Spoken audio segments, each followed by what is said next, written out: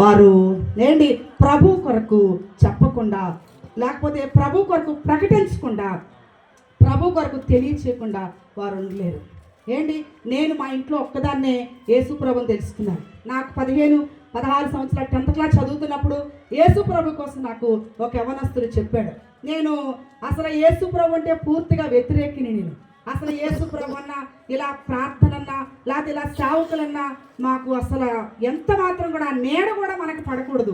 మా నాన్నగారు మాకు అలా నేర్పించారు. ఎవరైనా అలాంటి వాళ్ళు వచ్చి ఏదైనా ఇస్తే తీసుకోకూడదు.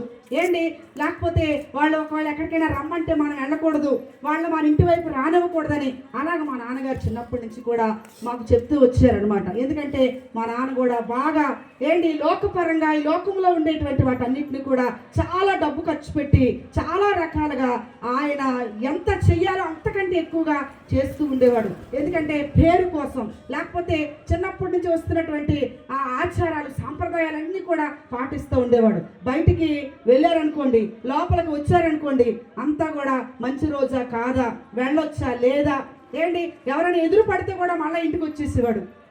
అంత మూఢనమ్మకాలతో ఉండేటువంటి కుటుంబం మాది. అయితే అలాంటి సమయంలో మా కుటుంబంలో వచ్చినటువంటి పరిస్థితులను బట్టి నేను కూడా చాలా చిన్నప్పటి నుంచే 6th 7th క్లాస్ నుంచే నేను కూడా బాగా అలవాటు పడ్డాను. నిజమైన దేవుడు ఎవరో తెలుసుకోవాలని చెప్పి ఎన్నో ప్రయత్నాలు చేశాను. ఎన్నో రకాలుగా నేనేం చేయాలో అవన్నీ కూడా చేస్తూ ఉండేవారు. చాలామంది అంటుండేవారు, అందరూ ఆడుకుంటూ ఉంటే నువ్వేంటి ఆ గుడి అంటావు, ఈ పూజ అంటావు, ఈ నోవులు అంటావు, ఈ వ్రతాలు అంటావు, ఈ రోజు తిన్నంటావు, రేపు తిన్నంటావు, ఎల్లుండి తిన్నంటావు, మరి ఎప్పుడు తింటావు, ఏంటి అందరూ ఆడుకుంటూ ఉంటుంటే నీకేంటి ఈ పిచ్చి పట్టింది అని అంటూ ఉండేవారు. కానీ మా ఇంట్లో పరిస్థితులు ఏంటో తెలుసా, మా నాన్న భయంకరంగా త్రాగుతూ ఉండేవాడు.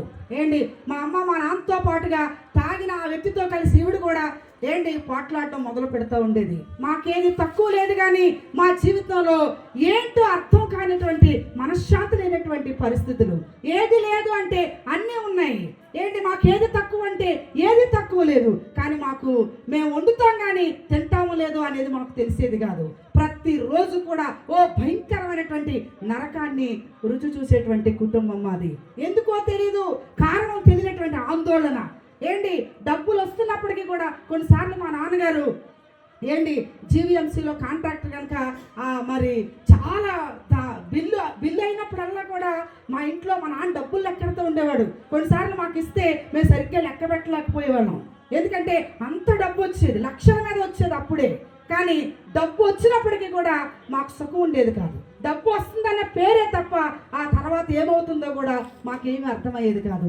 అలాంటి ఒక నరక వేదన, అయోమయం, కలవరం, వేదన ప్రతి క్షణం కూడా మా జీవితాల్లో ఏంటి చీకటి అంధకారమైనటువంటి పరిస్థితులు మేము అనుభవిస్తూ ఉండేవారం. అలాంటి సమయంలో నేను ఎన్నో ప్రయత్నాలు, ఎంతో ప్రయాస, ఎక్కడెక్కడికో ఏంటి చెప్పులు లేకుండా, ఏంటి నాన్ వెజ్ తినకుండా, మరి సబ్బు రాసుకోకుండా, తలకి నూనె రాసుకోకుండా, ఎవ్వరు ఏం చెప్తే అది